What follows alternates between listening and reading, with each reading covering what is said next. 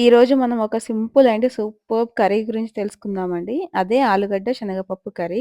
ఈ curry taste ఎంత బావుంటుందో, చేయడం అంత సింపుల్‌గా ఉంటుంది. సో, డెఫినెట్‌గా వీడియో స్కిప్ చేయకుండా చూసేయండి.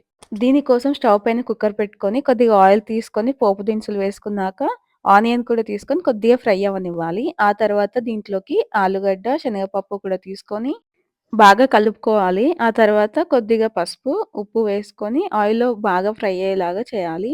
ఆ తర్వాత అల్లం వెల్లుల్లి పేస్ట్ కూడా ఏసుకొని పచ్చివాసన పోయే వరకు ఆ తర్వాత ఇందులోకి టమాటా యాడ్ చేసుకొని బాగా కలిపేసుకున్న తర్వాత టేస్ట్‌కి తగ్గట్టు కారం, ఉప్పు, ధనియాల పౌడర్ వేసుకొని బాగా కలిసేలా కలుపుకోవాలి. అంతా కలిసేలాగా కలుపుకున్న తర్వాత గ్రేవీకి సరిపడా వాటర్ యాడ్ చేసుకొని ఓసారి కలుపుకొని కుక్కర్ మూత పెట్టేసుకొని 3 విజిల్స్ వచ్చే వరకు వెయిట్ చేయాలి. ప్రెషర్ అంతా పోయిన తర్వాత ఓసారి మూత తీసి చూస్తే ఇలా ఉంటుందండి. అంతా బాగా కుక్ అయిపోయిందిక్కడ. ఓసారి బాగా కలుపుకొని ఇందులోకి కొత్తిమీర కూడా యాడ్ చేసుకొని వేడి వేడిగా సర్వ్ చేసుకోవడమే. చూసారు గదా! ఎంత సింపుల్‌గా ఉందో. సో, డెఫినెట్‌గా ట్రై చేయండి. ఇలాంటి మరెన్నో వీడియోస్ కోసం మన ఛానెల్‌ని సబ్స్క్రైబ్ చేయండి.